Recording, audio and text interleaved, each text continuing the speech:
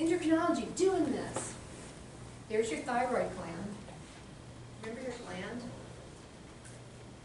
You'll be palpating some glands soon. See? Down to palpate. Two lateral lobes, the medial isthmus. There are follicles, which are spaces. So if you look at this picture of thyroid gland here, the gland, it looks kind of bubbly. There are thyroids, which are spaces and surrounded by cells. The space is filled with colloid,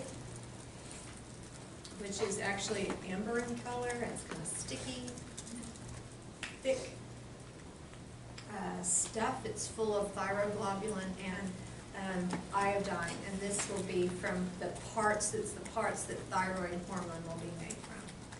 There are follicle cells, which are surrounding the follicle, so we only see these things in cross-section, but think of it like a sponge, and then you have follicle cells sort of forming that follicle and surrounding it. They're mainly cuboidal, also squamous. They are called thyrocytes, or thyroid cells, and they will produce thyroglobulin. They will produce thyroglobulin and secrete it to the follicle, or follicular space. There are also parafollicular cells, much fewer in number, and they will produce the other hormone that the thyroid gland produces, which is calcitonin. It gets no love. You rarely hear about calcitonin. But thyroid gland, thyroid hormone, we hear about a ton.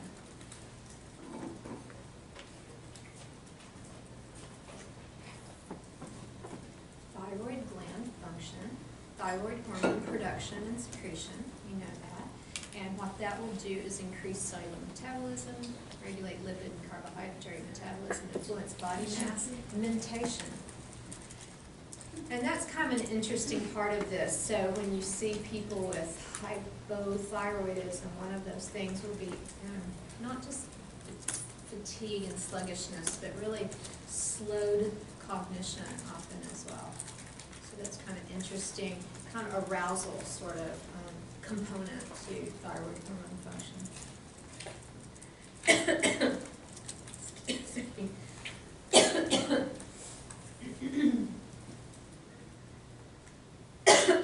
Sorry. I was not clearing my own secretions very well.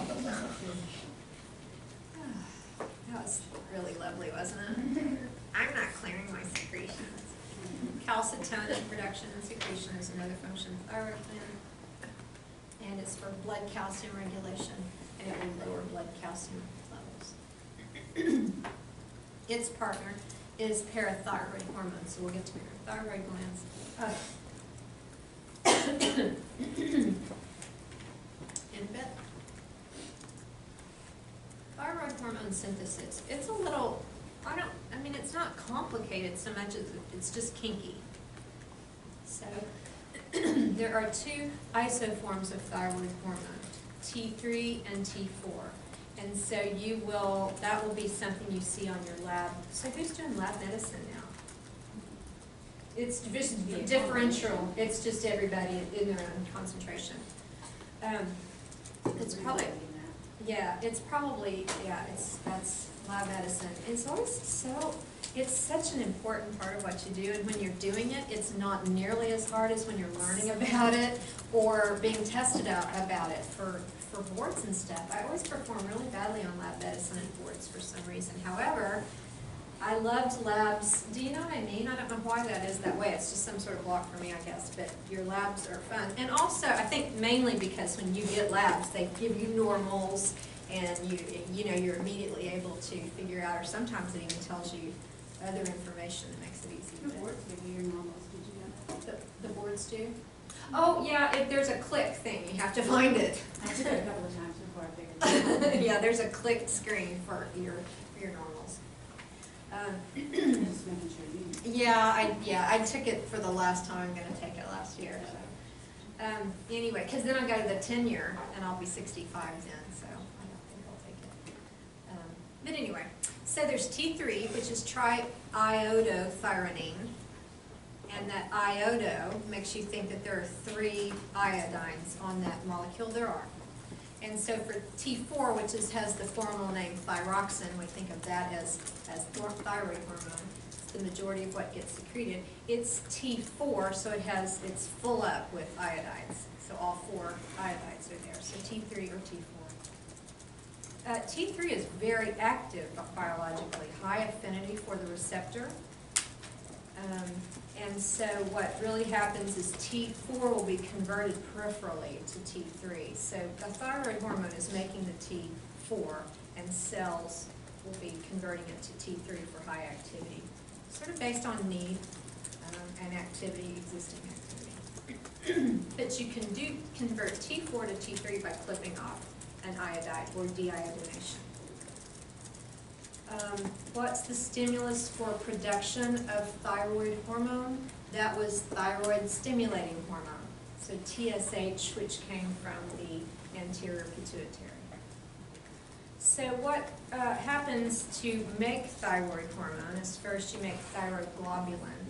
So a word like globulin makes you just think of big protein molecule. The other word that you hear that in is immunoglobulin. And so an antibody is an immunoglobulin. And so it's a big immune system protein. And so here this is a protein made by the thyroid hormone. So it will become thyroid hormone, but it isn't yet. It's simply the protein that doesn't have the iodine on it. And so protein synthesis is the way you end up making a protein. I'm only trying to remind you of all that at every turn. It's going to be secreted, so it gets manufactured, translated, and sported at the same time into the endoplasmic reticulum. There it gets glycosylated, which means you simply just stick a carbohydrate on it, something glycose, something like a ringed kind of carbohydrate molecule. That's all that means. And so it gets routed through the endoplasmic reticulum, goes to the Golgi body, is packaged into vesicles, and gets secreted outside that cell to the colloid. So that's cute that those cells are kind of cuboidal and arranged around the follicle so that they really do have an apex. They have the follicle side and the side that would face the capillary bed, basically. So it really becomes this very much of it's not random, stuff goes in the follicle, and then stuff can be taken out of the follicle back across that membrane and secreted. So it's very directional. So you make thyroglobulin, put it in the colloid. Then the thyroglobulin gets iodinated out in the colloid, which is just so interesting that this happens this way. But for whatever reason it does, iodine will be absorbed by these thyrocytes and will be then delivered into the colloid. So the colloid that colloid space becomes a reservoir for iodine. And so even if you don't have iodine in the diet for several months, you still have a source of iodine in that colloid. So that's just an interesting kind of dependence, I think, that we're so dependent on our metabolism on iodine. And it's one of those things that's kind of rare in the diet. So clearly this has linkage directly to how close to the ocean we were created. So I think that's just kind of a lovely little connection there. But anyway, so that thyroglobulin will be iodinated out there in the colloid, and that happens because there are specific enzymes that do that. And so the thyroid peroxidase, a peroxidase, will iodinate thyroglobulin. And so the thyroid peroxidase actually oxidizes iodide to iodine. So iodide is an ion. Iodine is an atom. And you add the atom of iodine to the thyroglobulin. And there are enzymes to do that.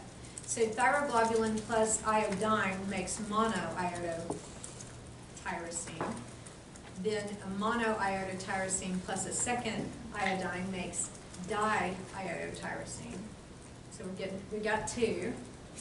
And then you can make T3 and T4 from combinations of those two things. A mono and a di makes T3, and a di makes T4, which is cute. Yeah. And so, that thyroid hormone is a pretty big molecule if you compare it to something like insulin in size. So insulin's kind of small, and thyroid hormone's kind of big. Just interesting. Anyway, but all of that's going on out there. Iodination of thyroglobulin is going out there in the colloid space. So that manufacture is a multi-step, but you still haven't gotten any in the blood. So what did TSH do? It stimulated the production of thyroglobulin, it stimulates the uptake of iodine, and then it stimulates this enzymatic action of producing T4 and T3.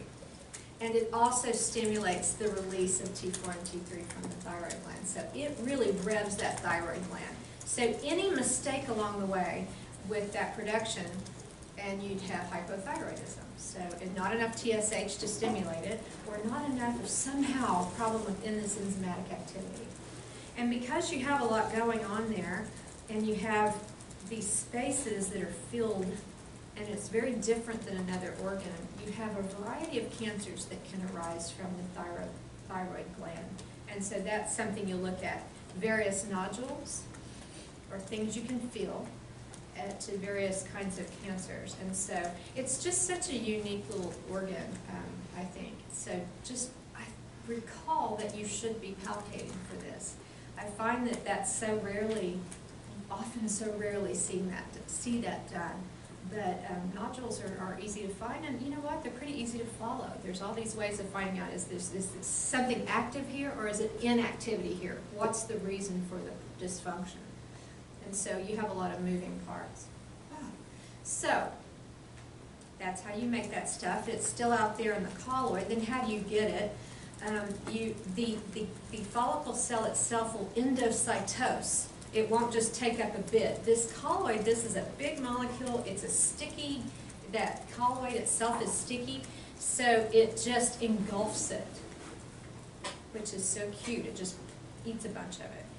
And then, so now you have a vesicle with with T3 and T4, with a colloid in it, and you have to cleave the T3 and T4 away from the colloid material itself, so that it then can be excreted from the cell into the capillary bed nearby for distribution to the body in the cardiovascular system.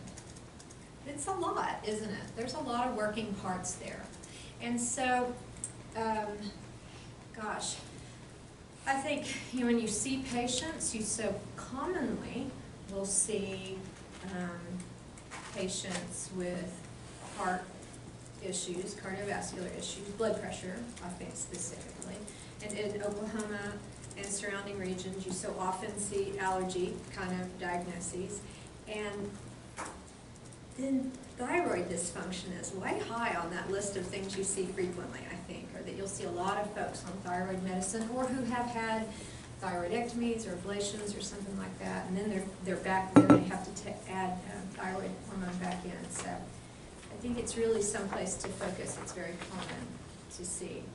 So this is just an interesting cycle. You can see that things could go wrong, and so they do. Also, it's normal for a thyroid gland to decrease function over lifetime.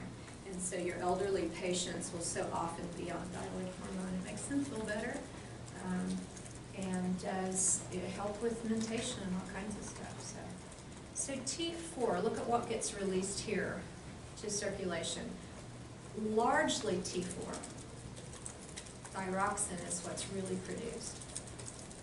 And so how do you uptake it? It can't just be out there forever. The liver uptakes it, metabolizes it, and it's eliminated in bile because it has iodine on it. And so it has to be eliminated in a specific way. And so it's one of the things that's in bile. It's interesting. You always have to get rid of everything. You always have to eliminate everything. Stuff doesn't just cycle forever. So there you go. Here's just a little picture if that does it for you. So here's the blood side and then the colloid side. And look at endocytosing that thing, making all the stuff, spitting it out, and then having to pick it back up and release it. So it is quite a Ferris wheel. All right, this slide has a lot of numbers on it that I don't care that you care about. But they are the transport of thyroid hormone. So thyroid hormone is free in solution, very little, but mostly. So over here is how it's bound, how it's can be bound. Free, very small amount, like 1%. So most of it's bound to protein. The proteins that thyroxine can be bound to are thyroxine binding globulin and then this TPBA, thyroxine binding prealbumin, or also albumin. So anyway, there are 3 proteins that thyroid hormone can be bound to and carried in circulation. And T4 really likes TBG. T3, a lot of it's bound to albumin. It's not a big deal. I just want you to recall that almost everything is bound to something when it's carried around. Steroid hormones for sure. And this is an amine kind of hormone. It's in that subset of hormones. So I always say there are steroid hormones and there are protein hormones, and then this little subset down here is the amine hormone because it's specific to thyroid hormone and catecholamines. And in this case, thyroid hormone is almost always carried by a protein in solution. So it can be free or it can be bound. And based on that and those numbers of T3 and T4, you'll look at lab numbers that way. And you measure if TSH versus how much where's the dysfunction? Pituitary gland or hypothalamus or in the actual thyroid. And so that's what you'll be looking at with the thyroid issues. Thyroid hormone receptor. So thyroid hormone is made from tyrosine, an amine, and it's got an intracellular receptor. So even though it's kind of protein in nature, that iodine makes it different. That iodine molecule on there makes it different. There is some polarity or charge on this molecule, and it can pass through the membrane. So it acts differently than really anything else. Intracellular receptor, THR, thyroid hormone receptor. Thyroid hormone receptors bind DNA in the absence of the hormone, so that would be blocking transcription. Then when the hormone is there, it can release that blockade, and the protein can be made. And what a lot of those proteins will be stuff that involves metabolism, from catabolism especially, for fuels. So thyroid hormone stimulates what is really going to be catabolic processes within a cell. So the use of fuel. So when you hear people talk about their metabolic rate, like as a systemic kind of thing, whole body metabolic rate. And I absolutely believe in that. We kind of all have set points for the rate at which we burn calories and consume oxygen. And that's kind of set because you have this, one of the things is you have this amount of thyroid hormone being produced. And so you can change that by increasing activity. Will just increase your set point for need. And so what's the point I'm really trying to get here? It's about catabolism of fuels and use of fuels, driving cell activity. So here's some actions of thyroid hormone. Increase the basal metabolic rate, and that's that rate at which stuff gets done. Calorigenesis, burning calories. No, I can't say it. Never mind. O2 consumption. You're using fuel. And when you use fuel, you need oxygen to do that. So O2 consumption goes to the metabolic rate of a cell. A slow cell that's not doing as much is not burning as much ATP, making as much ATP, or using as much glucose, or therefore using as much oxygen. So oxygen consumption is direct measurability of activity of a cell. I mean, you get that You need more oxygen the more you do. And so increases oxygen consumption, increases glucose catabolism, which that all goes with energy production, lipolysis, or using fatty acids as a fuel source. And it will enhance activity of catecholamines by increasing adrenergic receptors, which is interesting. So the other kind of amine hormones will be the catecholamines. So that's epinephrine, basically. And so you can and that's just so cute, isn't it?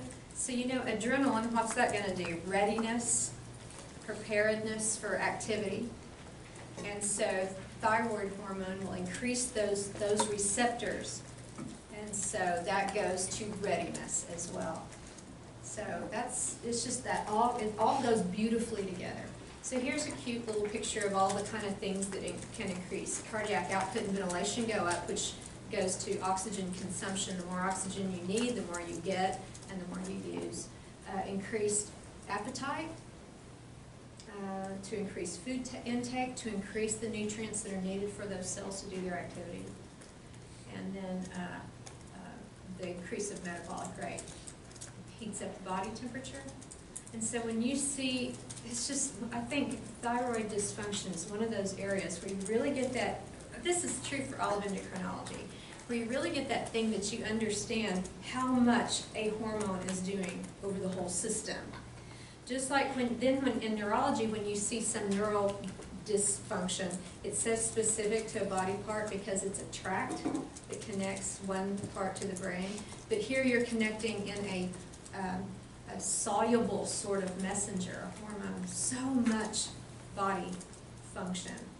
And so it becomes really, I think it's such a great way to understand that one little deal, one little hormone is having an effect over the whole body. And you'll see people's skin, appetite, mentation, all changes throughout the whole body if there's not enough thyroid hormone or there's a dysfunction along that way. And so I think it's a lovely way to remember. You're looking at all this stuff, system at a time, and you forget that it's, and that's what will be hard about your H&Ps, is that all of a sudden you're going, oh, but we've been doing a chunk at a time, which is a great way to do it, and studies show that this is really the supreme way to learn about body parts. But the problem is you're in it and you forget this part of it, where you look back at the whole person. And so endocrinology, oh, I get so excited for you. Because it's really one of those areas where you can look back and you're not just looking at organ dysfunction, you're seeing systemic dysfunction with all of these things. And so, it's just, oh, come on girls, lay down. It's exciting, because this is what you came to PA school for. One, you want to get a job, you would need to make some, you need the lettuce, right? But that you like dysfunction and fixing stuff, and you know, you really can do that in endocrinology. It can be tricky, but so let's stop here and come back at 1, and then we'll do this, and we'll finish a bit early, but I feel like you have a quiz after this, so that'll be good. So that'll let you have some time to look at that and focus on this. So you can have all the fun. I'll see you at 1. Thank you very much. What?